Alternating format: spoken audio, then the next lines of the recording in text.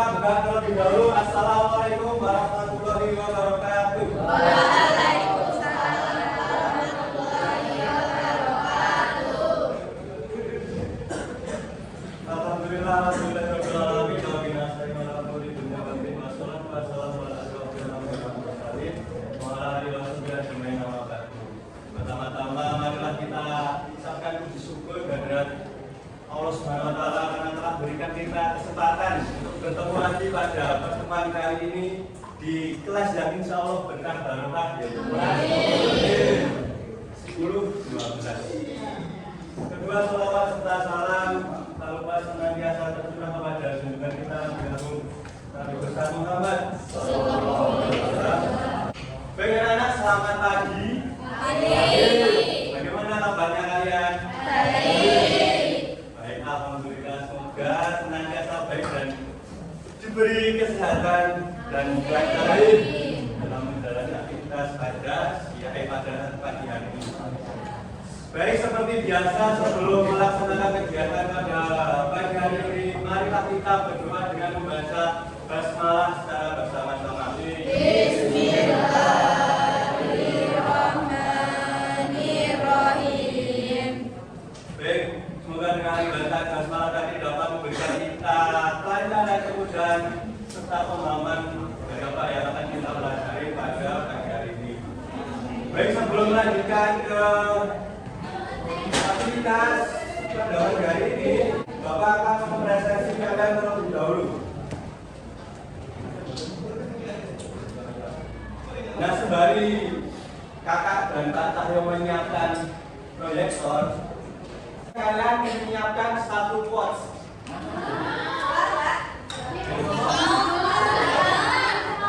Satu quotes kata-kata hari ini. Terserah, singkat saja. Tetap semangat jalan gerak. Seperti Adam Firdaus. Jadi tetap semangat kalian jalan gerak. Ya, sambil kami menyiapkan kalian mempersiapkan kata-katanya. Baik, bisa dipahami? Udah gini lah ya, buat motivasi pada materi. Reksa?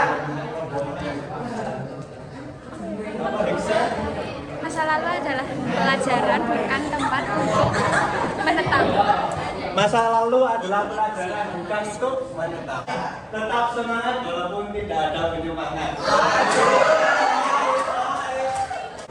Sabarannya. Hargai setiap momennya karena waktu tidak bisa diulang kembali. Walau kalian muzina dan janganlah kamu mendadak. Yang kita saksikan masih punya Allah yang Maha Penyayang.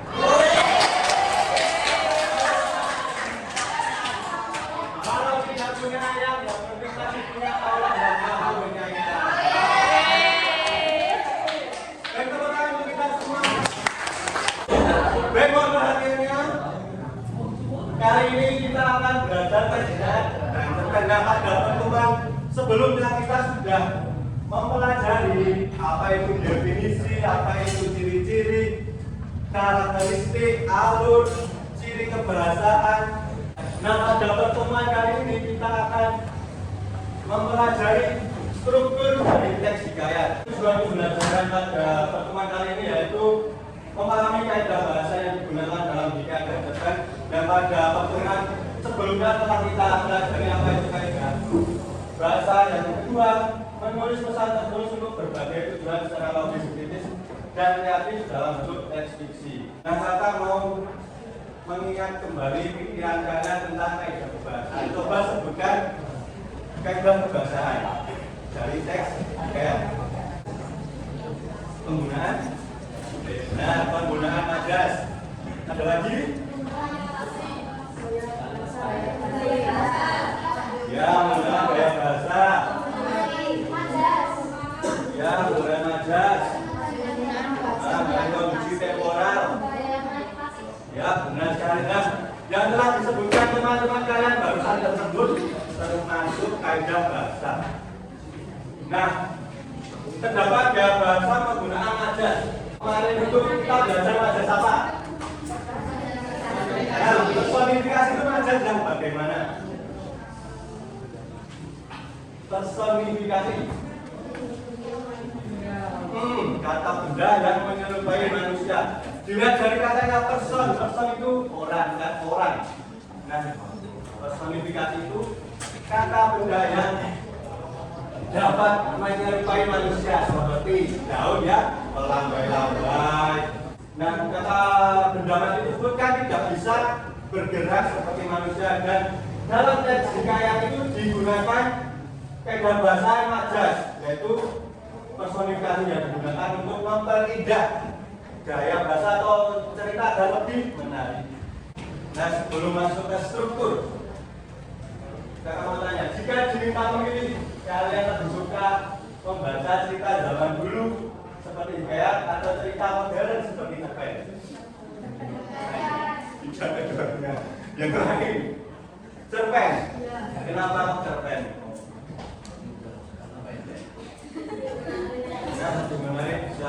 Nah, mungkin kebanyakan dari kalian memilih cerpen karena cerpen itu dekat dengan kita dan termasuk karya sastra kontemporer.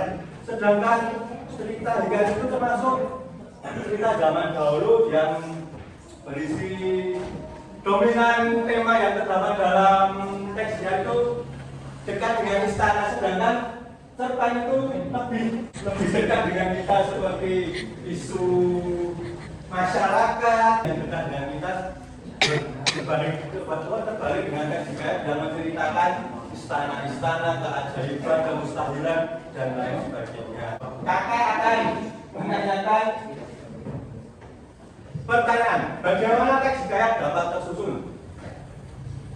Nah, teks hikayat itu dapat tersusun melalui apa? Bisa unsur dan barusan kata penjelasan itu apa? Struktur. Nah, teks hikayat itu dapat tersusun melalui unsur intrinsik maupun ekstrinsik dan juga dapat tersusun melalui struktur teks hikayat. Unsur intrinsik, coba sebutkan unsur intrinsik yang kemarin kita telah pelajari. Benar, tema? Latar. Alur. Dan pelaporan. Amanat. Tanda. Gaya bahasa. Halaman 98. Yang ketiga, konflik atau komplikasi. 4, penyelesaian atau evaluasi. Yang kelima, resolusi. Yang keenam apa? Kode.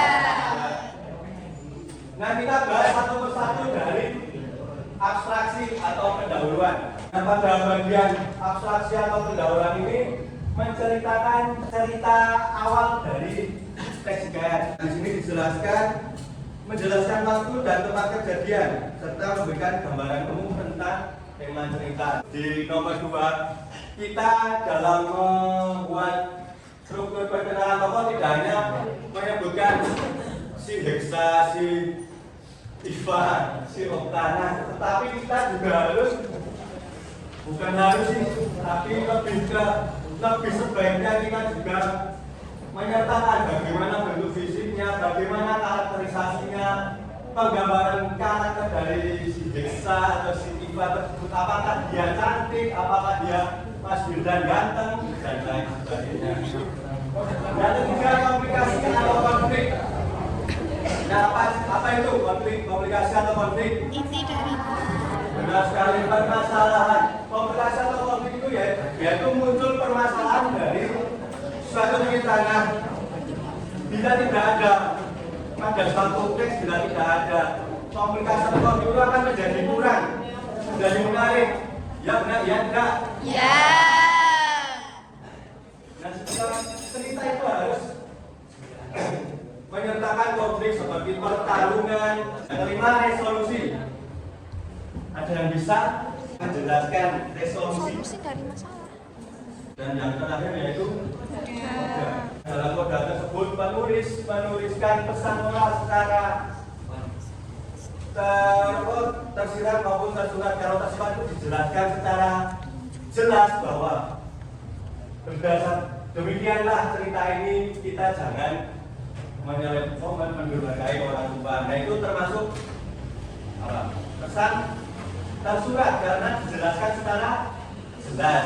Nah, sedangkan pesan tersirat itu pesan moral yang disampaikan oleh penulis disampaikan melalui pemikiran kita memahami dari teks tersebut. Penulis tidak menjelaskan secara jelas dari pesan moral tersebut, dan kita harus membaca teks tersebut.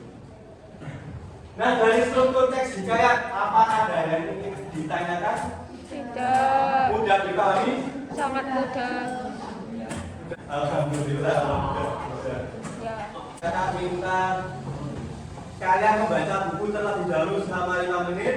Nanti kakak akan memberikan kuis seperti yang kemarin, tapi ini 20 soal. Yang kemarin kan cuma 10 ya? Ya. Ya, melanjutkan kemarin. Kalian membaca secara singkat saja. Kalau kalian memperhatikan dan mencatat dari apa yang kakak jelaskan atau tuliskan ketika di depan kelas pertemuan sebelumnya, kalian akan dengan mudah mengerjakan teks soal tersebut. Nah, kita beri waktu 5 menit saja untuk membaca atau mengingat kembali materi-materi yang kakak sampaikan pada pertemuan kemarin. Nah, seperti pertemuan sebelumnya, kalian buka kembali slide blue text. Jangan ada kendala, bilang ke kakak, contohnya mas itu nggak bawa HP, nanti saya pinjemin HP.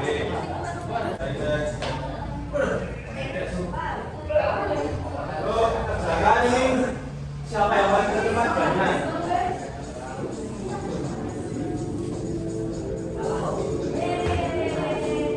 Alhamdulillah masih pemimpin.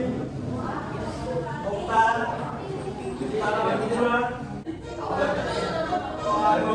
Putra juga, nomor 3, siapa Putra juga? Beri pertanyaan. Beritahu kalian tentang juara pertama Mas Alfa Dudaiwa. Beri tepuk tangan. Lagi ini nanti tidak terselesaikan minggu depan aja. Kita akan game lain lagi, tidak balapan yang lain. Nah, kali ini kakak akan minta kalian untuk membuat kelompok, tapi tidak seperti sebelumnya. Kakak minta kalian berhitung.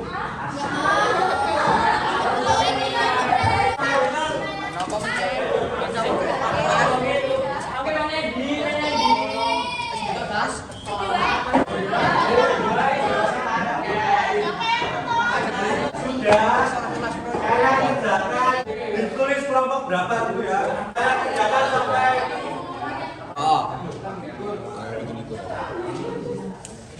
Kalau ini panggil apa ya? Perkenalan tokoh. Ini loh, kan ini kan pemulaan ini bukan ini. Berarti biasanya kan orientasi ini soal ini. Ini sih belum dikenalan. Mbak.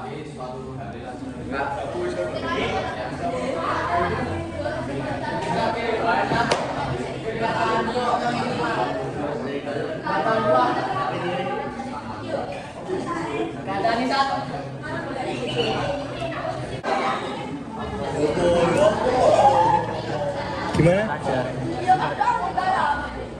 Sifatnya apa gitu? Ya?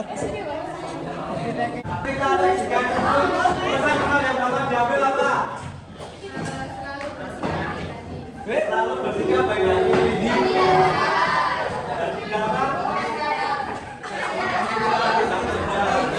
dari materi yang telah sampaikan, siapa yang bisa menentukan? Ada berapa struktur teks ya? Jawab aja. Orientasi, komunikasi,